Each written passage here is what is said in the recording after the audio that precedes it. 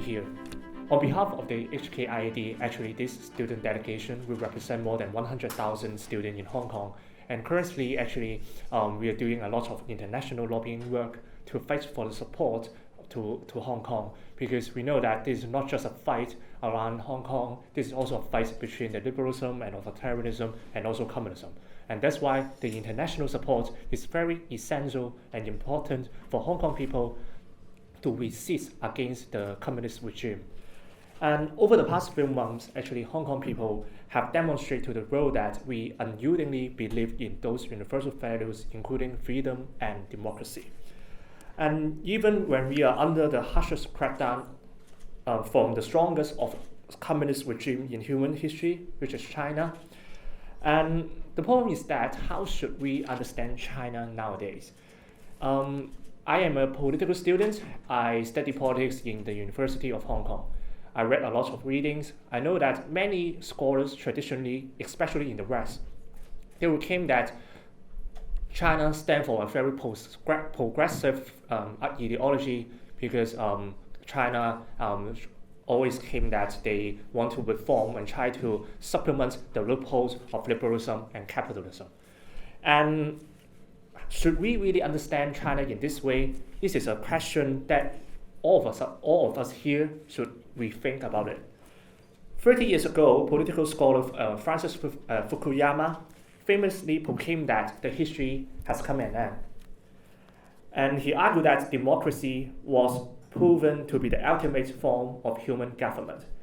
Communism and authoritarianism would naturally die down when democracy was robustly spreading across the globe, especially after the collapse of Soviet Union.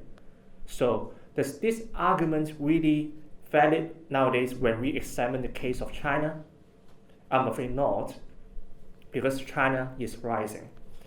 In 2001, US President Bill Clinton and the leaders from the free world countries permitted China to enter the WTO. Since then, China has been utilizing the merits of capitalism, liberalism, and other international institutions to consolidate and strengthen its communism ideology and authoritarian governance.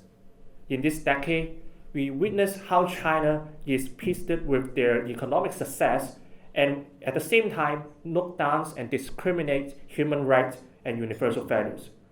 The rise of a communist regime China is a real issue that puts the legacy of liberalism and other various Western models, including the Westminster model and the model in the United States, in danger. Initially, many think that by allowing China to enter the world system could possibly put China under the international regulation and help China become much open and liberal. Unfortunately, China does not implement any democratic reforms. Instead, it is reasonable to argue that China is becoming much autocratic after President Xi Jinping took the power in 2012. Domestically, Communist Party suppresses activists in Hong Kong and mainland China. Ethnic minorities, including people in Tibet and in Xinjiang, are under suffocating supervision. Chinese authority even built a modern version of concentration camp to artificially modify the culture and lifestyle of people in Xinjiang, trying hard to eradicate a nation from the history of the world.